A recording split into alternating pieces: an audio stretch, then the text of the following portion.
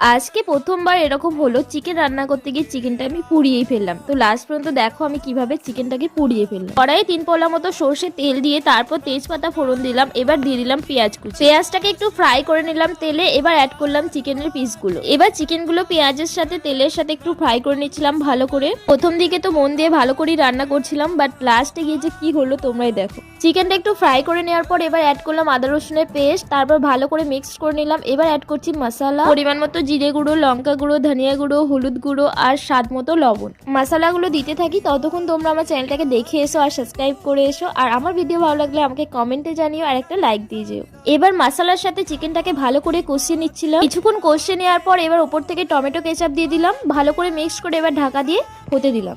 চিকেনটা হতে সময় লাগবে, তাই আমি এই সময় আমার ভাগনাকে ফোন করেছিলাম, সোহেলকে। ওর সাথে গল্প করছিলাম আর এদিকে চিকেনটা হচ্ছিল। যেহেতু চিকেনটা আমি সমস্ত কাজ কমপ্লিট করার পর হঠাৎ করেই রান্না করছি, তাই আর কোনো কাজ ছিল না, তাই ওর সাথে গল্প করছিলাম। আর ঠিক এই সময়ই যাই আমার চিকেনটা পুড়ে। আমি গল্পতে এতই মগ্ন হয়ে গেছিলাম, এদিকে চিকেন হচ্ছে আমি ভুলেই গিয়েছি। যাই হোক, পুরোটা পড়েনি, হালকা পুড়েছিল, খাওয়া গিয়েছিল। এবার জল অ্যাড করে চিকেনটা ফুটিয়ে নিচ্ছি। দেখতেই পাচ্ছ কালারটা একটু ব্ল্যাক হয়ে গেছে, পুড়ে গিয়েছিল বলে। এবার নামানোর সময় উপর থেকে একটু ধনিয়া পাতা ছিটিয়ে দিলাম। এবার ভালো করে ফুটিয়ে নামিয়ে নিলাম। এই তো রেডি আমাদের পোড়া চিকেনের ঝোল। খেতে কিন্তু খুব একটা খারাপ হয়নি, হালকা স্মেল ছিল, খাওয়া গিয়েছিল। দেখা হবে নেক্সট রেসিপি নিয়ে।